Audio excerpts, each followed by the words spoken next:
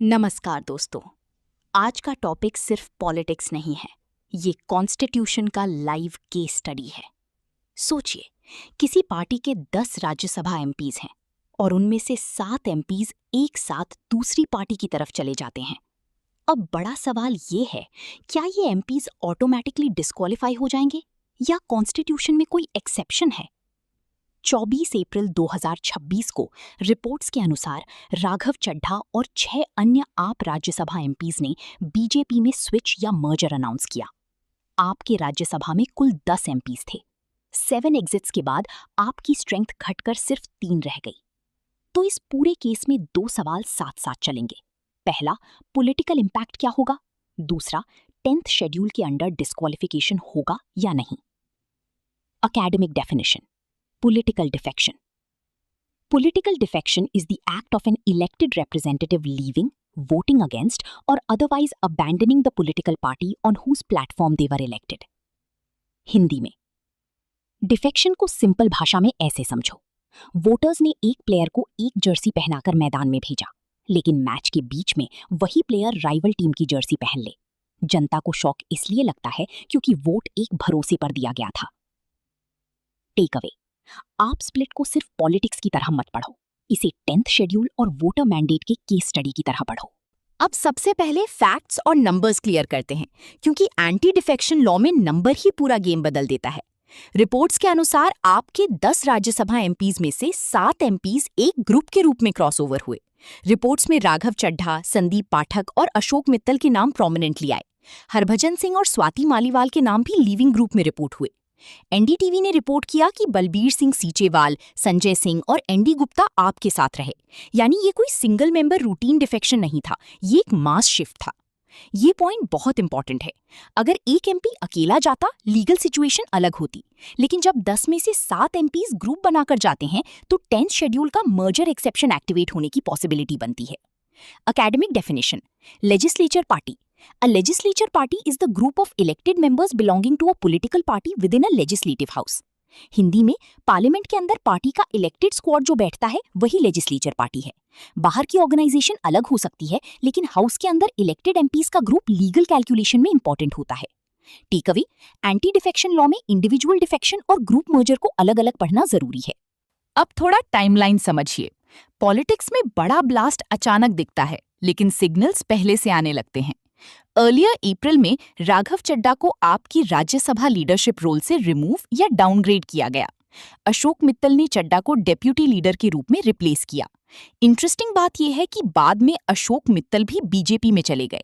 Business standard ने report किया कि अशोक मित्तल के प्रेमिसेस पर ईडी रेड्स उनके स्विच से लगभग 10 दिन पहले हुई थीं। फिर डिफेक्टिंग ग्रुप ने रिपोर्टेडली राज्यसभा चेयरमैन को साइंड लेटर सबमिट किया। आपने इस मूव को बिट्रेयल बताया और बीजेपी पर ऑपरेशन लोटस का एलिगेशन लगाया। यहां ध्यान रखिए, एलिगेशन और लीगली प्रूवन फैक्ट अलग अलग चीजें होती हैं। Academic definition: party leadership coordination. Party leadership coordination refers to the internal process by which a party decides its floor strategy, voting position and public political line. Hindi में इसी class debate जैसा समझो। पूरी क्लास किस साइड बोलेगी, कौन बोलने जाएगा, कौन अपोज करेगा, ये मॉनिटर या लीडर कोऑर्डिनेट करता है। पार्लियामेंट में फ्लोर कोऑर्डिनेशन इसी तरह इंपॉर्टेंट होता है। टेक अवे: लीडरशिप डाउनग्रेड सिर्फ पद बदलना नहीं होता, पॉलिटिक्स में ये ट्रस्ट लॉस का सिग्नल भी हो सकता है। हाँ, अब सवाल आता है कि ऐसा हुआ क्यों? क्या ये सिर्फ बीजेपी का पुल था या आपके अंदर भी पुश फैक्टर्स थे? क्राइसिस का एक बड़ा कारण चड्ढा और आप हाई कमांड के बीच ट्रस्ट लॉस बताया गया। कहा गया कि चड्ढा पहले की तरह बीजेपी के खिलाफ अग्रेसिवली नहीं बोल रहे थे। वो एयरपोर्ट कैंटीन प्राइसेस और डिलीवरी वर्कर कंडीशंस जैसे पब्लिक इश्यूज उठा रहे थे। उनका टोन मॉडरेट और इशू बेस्ड दिख रहा था। इसी वजह से उनकी पब्लिक विजिबिलिटी भी बढ़ रही थी। स्वाति मालीवाल कंट्रोवर्सी को भी इंटरनल कोहेजन डैमेज करने वाले फैक्टर के रूप में डिस्कस किया गया। इससे पार्टी इमेज और लीडरशिप अकाउंटेबिलिटी पर सवाल उठे। Academic definition: internal party democracy. Internal party democracy is the presence of transparent decision making, leadership accountability and space for dissent within a political party. Hindi में पार्टी को classroom समझिए। अगर classroom में सिर्फ प्रिंसिपल बोले और स्टूडेंट्स टीचर्स की आवाज न सुनी जाए तो फ्रस्ट्रेशन बढ़ेगा। इंटरनल डेमोक्रेसी का मतलब है डिसीजन मेकिंग में सुनवाई, डिबेट और डिसेंट की जगह। टेक अवे, जब इंटरनल डिसेंट हैंडल नहीं होता तो वो पब्लिक स्प्लिट में बदल सकता है। अब यहाँ बहुत इंपॉर्टेंट क्वेश्चन है। पॉलिटिक्स में जो बोला जाता है और कोर्ट या कॉन्स्टिट्यूशन में जो लीगली एस्टैब्लिश्ड होता है, वे दोनों हमेशा सेम नहीं होते। आपने बीजेपी पर ऑपरेशन लोटस चलाने का एलिगेशन लगाया। Critics washing machine politics phrase use करते हैं, खासकर उन केसेस में जहां स्क्रूटनी फेस कर रहे लीडर्स रूलिंग पार्टी में चले जाते हैं और पॉलिटिकल क्रिटिसिज्म उठता है। महाराष्ट्र एग्जाम्पल साइट किए गए, शिवसेना स्प्लिट और एनसीपी स्प्लिट, अशोक मित्तल की ईडी रेड टाइमिंग और लेटर स्विच पर भी सवाल उठे। लेकिन एग्जाम और रिस्पॉन्सिबल एनालिसिस में हमें साफ लिखना है, ये पॉलिटिकल एलिगेशंस एंड नैरेटिव्स हैं, इन्हें प्रूवन लीगल फैक्ट से अलग रखना चाहिए। Academic definition: political narrative. A political narrative is a public explanation or storyline used by parties to frame events, assign blame, and influence voter perception. Hindi में एक ही घटना को अलग अलग पार्टीज अपनी कहानी बनाकर जनता के सामने रखती हैं। कोई इसे बिट्रियल कहेगा, कोई इसे मर्जर कहेगा, कोई इसे अपॉर्चुनिटी कहेगा। मैच्योर एनालिसिस में इन लेबल्स को फिल्टर करना पड़ता है। मीन फनी है, लेकिन सीरियसली जब 10 में से 7 एमपीज चले जाएं तो पार्टी को इंटरनल स्ट्रक्चर पर सवाल सुनने ही पड़ेंगे। अब आते हैं कॉन्स्टिट्यूशन के कोर पार्ट पर। एंटी डिफेक्शन लॉ क्यों बनाया गया? 10th शेड्यूल को 52nd कॉन्स्टिट्यूशनल अमेंडमेंट एक्ट 1985 के थ्रू कॉन्स्टिट्यूशन में ऐड किया गया। इसका एम था आया राम गया राम स्टाइल की फ्रीक्वेंट पार्टी स्विचिंग को रोकना। ये फ्रेज 1967 हरियाणा एपिसोड और एमएलए गयालाल से जुड़ा है। उस दौर में लेजिस्लेटर्स बार बार पार्टी बदल रहे थे, जिससे गवर्नमेंट्स अनस्टेबल हो रही थीं। इस लॉ का पर्पस हॉर्स ट्रेडिंग और लेजिस्लेटिव इंस्टेबिलिटी को रिड्यूस करना था। ये पार्लियामेंट और स्टेट लेजिस्लेचर्स दोनों पर अप्लाई होता है। Academic definition: anti defection law. The anti-defection law is a constitutional mechanism under the 10th schedule that provides grounds for disqualification of legislators who defect from their political party. Hindi में ये constitution का discipline rule है। इसका basic idea है कि elected member बीच में team बदलकर voter mandate और गवर्नमेंट स्टेबिलिटी को नुकसान ना पहुंचाए। Take away: anti defection law equals party discipline plus political stability plus voter mandate protection. अब एग्जैक्ट ग्राउंड समझिए, क्योंकि यूपीएससी और पॉलिटी क्वेश्चंस यहीं से बनते हैं। पहला ग्राउंड: अगर कोई मेंबर वॉलंटरीली अपनी पार्टी मेंबरशिप गिव अप करता है तो डिस्क्वालिफिकेशन हो सकती है। दूसरा ग्राउंड: अगर पार्टी विप के अगेंस्ट वोट करे या एब्सटेन करे और पार्टी की परमिशन ना हो तो डिस्क्वालिफिकेशन हो सकती है। तीसरा: इंडिपेंडेंट मेंबर अगर इलेक्शन के बाद किसी पॉलिटिकल पार्टी को ज्वाइन करता है तो वो डिस्क्वालिफाइड हो सकता है। चौथा: nominated member permitted 6 month window के बाद पार्टी ज्वाइन करे तो डिस्क्वालिफिकेशन हो सकती है। और इन क्वेश्चंस को डिसाइड कौन करता है? हाउस के हिसाब से स्पीकर या chairman. Academic definition: whip: a whip is an official party direction requiring legislators to vote और abstain in a particular way on a legislative matter. Hindi में व्हिप पार्टी का वोटिंग ऑर्डर है। बिल आया तो पार्टी बताती है support करना है, अपोज करना है या एब्सटेन करना है। अगर मेंबर बिना परमिशन इसके खिलाफ जाता है तो प्रॉब्लम शुरू होती है। टेक अवे: डिस्क्वालिफिकेशन ग्राउंड्स याद रखो: voluntary giving up, whip violation, independent member rule, nominated member rule. अब पूरे केस की सबसे इंपॉर्टेंट कैलकुलेशन समझिए। 10 में से 7 क्यों मैटर करता है? 10th शेड्यूल मर्जर को प्रोटेक्ट करता है अगर लेजिस्लेचर पार्टी के एटलीस्ट 2/3 मेंबर्स मर्जर अग्री करें। आपकी राज्यसभा स्ट्रेंथ 10 एमपीज थी। 10 का 2/3 होता है 6.67। प्रैक्टिकल थ्रेशोल्ड बनेगा 7 एमपीज। डिफेक्टिंग ग्रुप ने 7 एमपीज का सपोर्ट क्लेम किया, इसलिए अगर प्रिजाइडिंग अथॉरिटी इसे वैलिड मर्जर माने तो डिस्क्वालिफिकेशन अनलाइकली हो सकती है। यहाँ एक बहुत इंपॉर्टेंट डिस्टिंक्शन है। मॉरली वोटर्स को ये गलत लग सकता है, पॉलिटिकली पार्टी इसे बिट्रियल कह सकती है, लेकिन लीगली 2/3 मर्जर एक्सेप्शन अलग एनालिसिस मांगता है। Academic definition: merger rule: A merger under the 10th schedule occurs when at least 2/3 of the members of a legislature party agree to merge with another political party. Hindi में class analogy से समझो। अगर 1-2 student section बदलें तो individual action लगेगा, लेकिन अगर class के 2/3 स्टूडेंट्स एक साथ सेक्शन शिफ्ट करें तो रूल उसे ग्रुप शिफ्ट की तरह ट्रीट करता है। मीन मजेदार है, लेकिन एग्जाम में यही कैलकुलेशन मार्क्स दिलाएगी। 10 का 2/3 मतलब 7। Take away: in a 10-member legislature party, 7 members satisfy the 2/3 merger threshold. लेकिन ये रूल हमेशा ऐसा नहीं था। 1985 में जब एंटी डिफेक्शन लॉ आया तब 1/3 स्प्लिट एक्सेप्शन मौजूद था। ओरिजिनल फ्रेमवर्क में अगर 1/3 मेंबर्स ब्रेक अवे करते थे तो उन्हें प्रोटेक्शन मिल सकती थी, यानी स्मॉल ग्रुप्स भी रिलेटिवली इजीली डिफेक्शन को लीगल कवर दे सकते थे। फिर 91st कॉन्स्टिट्यूशनल अमेंडमेंट एक्ट 2003 आया। इस अमेंडमेंट ने 1/3 स्प्लिट प्रोटेक्शन रिमूव कर दिया और ओनली 2/3 मर्जर एक्सेप्शन रिटेन किया। चेंज इसलिए हुआ क्योंकि 1/3 स्प्लिट्स बहुत आसानी से इंजीनियर हो रहे थे। हायर थ्रेशहोल्ड ने स्मॉल डिफेक्शंस को रिड्यूस किया, लेकिन मास डिफेक्शंस पूरी तरह खत्म नहीं हुए। Academic definition: 91st Constitutional Amendment Act 2003. The 91st Constitutional Amendment Act 2003 strengthened anti-defection rules by removing the split exception and retaining only the merger exception. Hindi में पहले छोटी टूली निकल सकती थी। 2003 के बाद कॉन्स्टिट्यूशन ने कहा इतनी आसानी नहीं, अब बड़ा ग्रुप चाहिए। लेकिन पॉलिटिक्स में लूपहोल पूरी तरह बंद नहीं हुआ, बस थ्रेशहोल्ड बड़ा हो गया। टेक अवे: 2003 के बाद प्रोटेक्टेड एक्सेप्शन स्प्लिट नहीं, वैलिड 2/3 मर्जर है। अब मान लीजिए डिस्प्यूट हो गया, सवाल उठ गया कि मर्जर वैलिड है या नहीं। फाइनल डिसीजन कौन करेगा? राज्यसभा में डिस्क्वालिफिकेशन डिस्प्यूट्स को चेयरमैन डिसाइड करते हैं। लोकसभा और स्टेट असेंबलीज में ये रोल स्पीकर निभाते हैं।